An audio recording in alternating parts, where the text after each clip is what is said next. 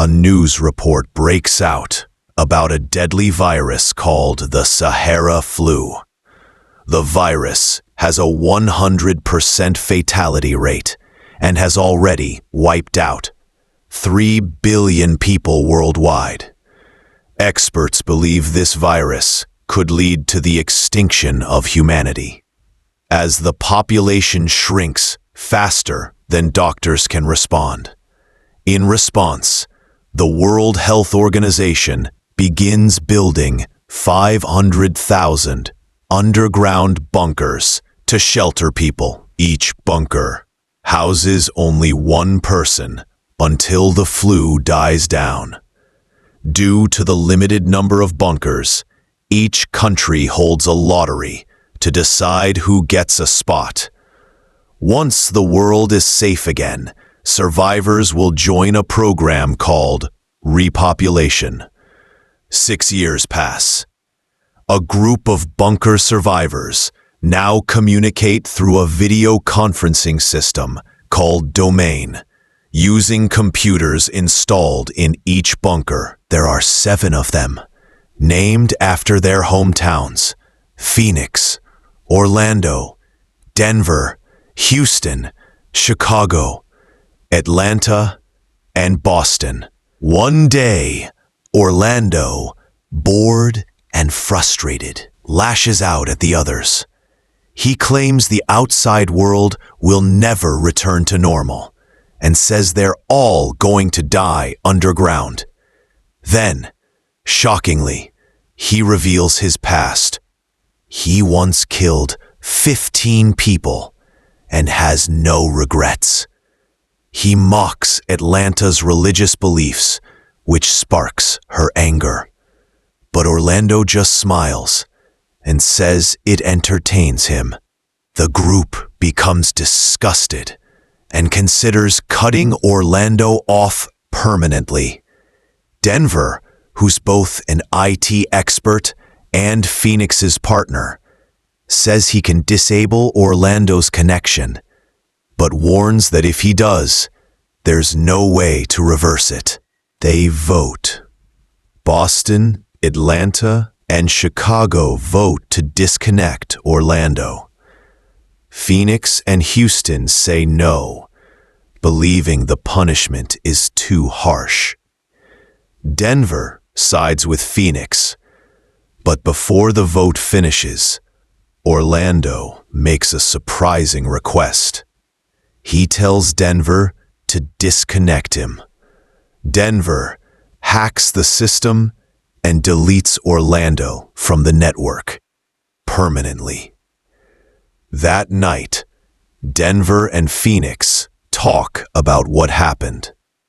Phoenix feels like they had no right to judge anyone, but Denver believes it was the right thing to do. I love you too. 8 months later, Houston's bunker system malfunctions. The time display breaks, and he hasn't slept for days. Each member has a role, and Denver reports that the Sahara flu still exists. Around 3 billion particles remain, and it may take 19 more years for them to vanish. Atlanta, who monitors everyone's health, confirms they're all still fine. But Phoenix shares worrying news. Bunker survivors around the world are disappearing. Chicago believes that task assignments are unnecessary since everyone sees the same graphs in their individual bunkers. Intentionally, he presses a button that brings up an instructional video from Nadine, the bunker's designer. In the video, Nadine explains, each bunker is buried 9 meters underground.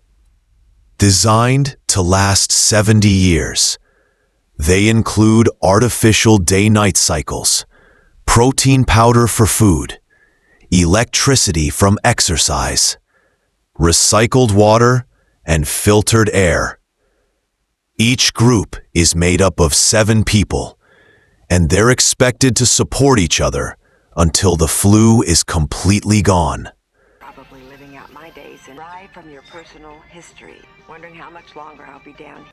Then, something strange happens. Phoenix's monitor shuts off. Then the same thing happens to the others. Phoenix starts to suspect this has something to do with disconnecting Orlando. She pleads with Denver to bring him back, but he refuses. Desperate, Phoenix begins telling her story. Her father dies when she's still a child, and her mother raises her alone. As a teenager, she becomes addicted to drugs, starved for attention, and struggling to cope. One night, she finds her stash missing and immediately suspects her mother. In a fit of rage, she stabs her to death.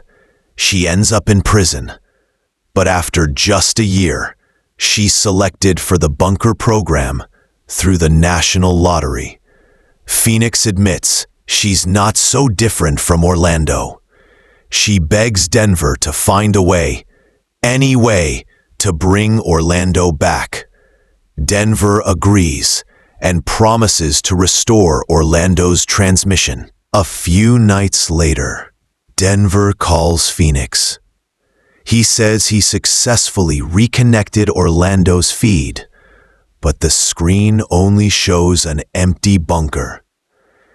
They inform the others, but Boston becomes furious. They acted without discussing it with the group. Phoenix doesn't care. She asks Denver to hack into Orlando's private video logs to look for any clues. Denver finds hundreds of recordings, most of them showing Orlando doing workouts. But when they play the final video, the screen glitches violently. When the image clears, Orlando is gone. They come to a chilling conclusion. Someone or something has taken him. Houston starts to believe the Sahara flu never existed. He thinks they're being held here on purpose, for a hidden reason. Some members think Houston is just losing his mind from sleep deprivation. But Phoenix insists they need to find a way to escape before it's too late.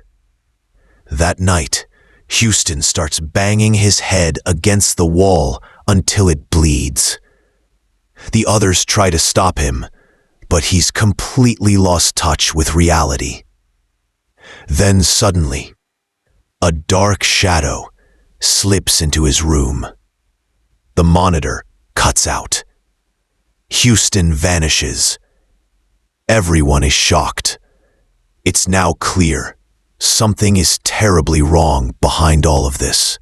At midnight, Phoenix notices something strange on her domain computer. The system glitches.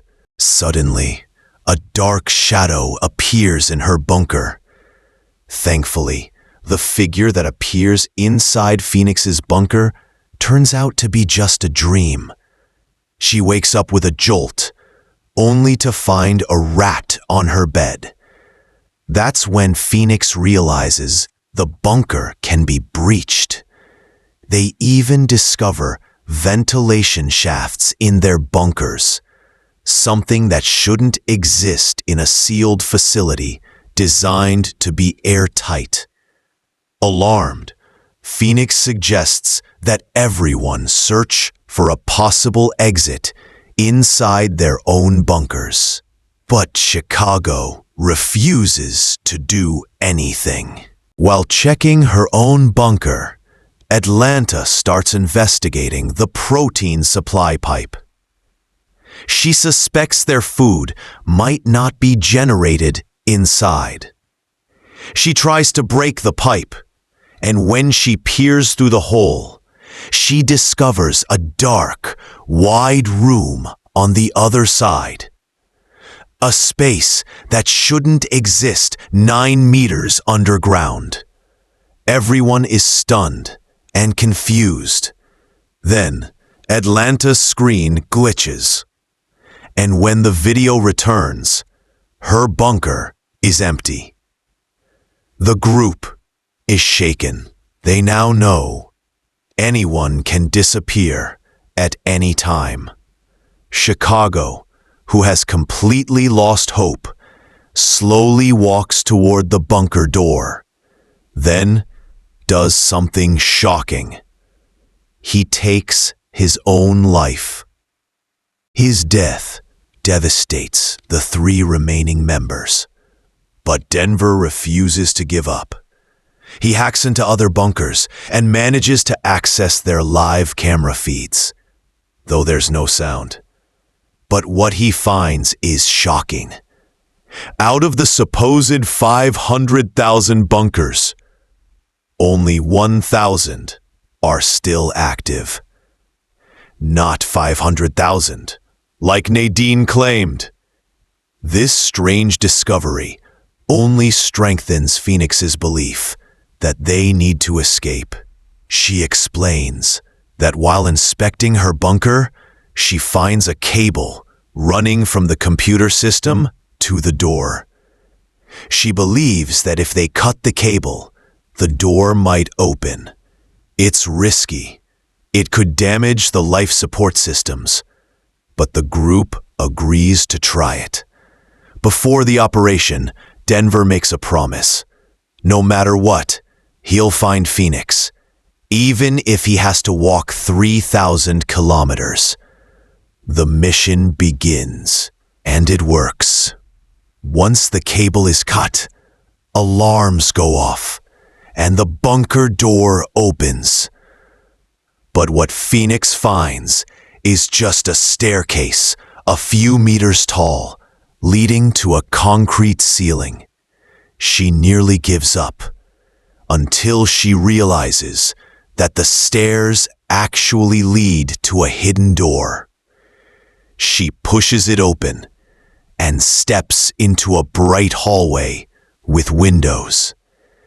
Before her shock even wears off, Denver walks in through another door.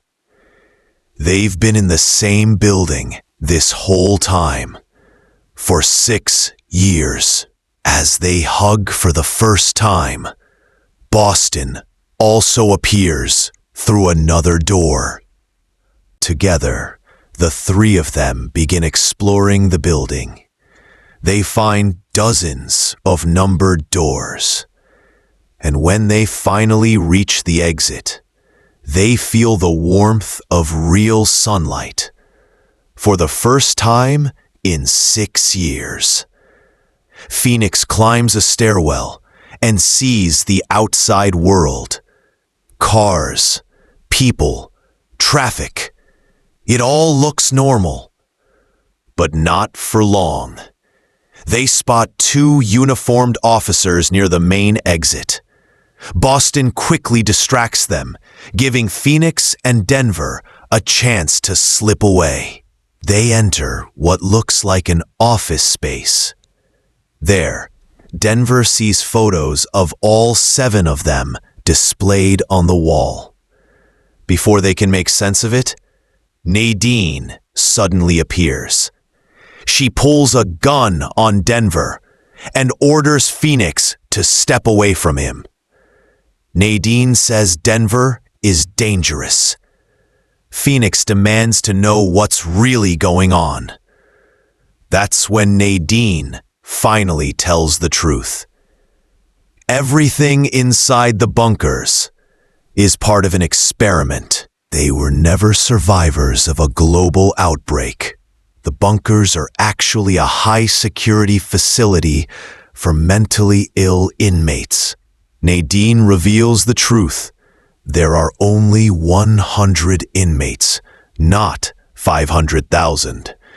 Each one was transferred into a luxurious bunker to give them a new sense of hope, a chance to start over and forget their violent pasts. All prisoners are sedated before transfer, and the Sahara flu, it never existed. The news footage, All fake. Just part of the illusion. Phoenix asks why they were suddenly being taken out of the bunkers. Nadine explains. After Orlando was removed from the network, someone leaked footage of him online. The video went viral, and when the public learned about the comfortable lives these criminals were living, it sparked outrage. The government had no choice. They shut down the Domain project. All inmates were removed while the bunkers were remodeled, this time to be harsh, limited, and uncomfortable. Phoenix, still in shock, asks about her friends' pasts. Nadine answers calmly. Orlando is a repeat offender. Houston is a gang member who killed 20 people. Atlanta murdered her 3 children during a depressive episode. Chicago was a gigolo who killed all his partners. Boston was a bank robber who murdered his 2 brothers over money. And Denver was an online stalker who killed 11 women he met through dating apps. Phoenix is devastated when she realizes that Denver only pretends to love her. Moments later, the security officers storm in and take them both down. When she regains consciousness, Phoenix and Denver are in the same room. He confesses the truth. He's a sociopath. He doesn't even know the exact reason why he killed all the women he dated. But then he says something unexpected. Phoenix is different. Why? Because she's the only one he could never truly have. Not the way he wanted. It becomes painfully clear. After 6 years in isolation, Denver hasn't changed at all. Their conversation ends abruptly as the guards arrive. Both are escorted down a long hallway, passing by rows of other prisoners. As usual, Orlando won't stop talking, loud, rude, and full of insults. But then, just as the guard removes his handcuffs,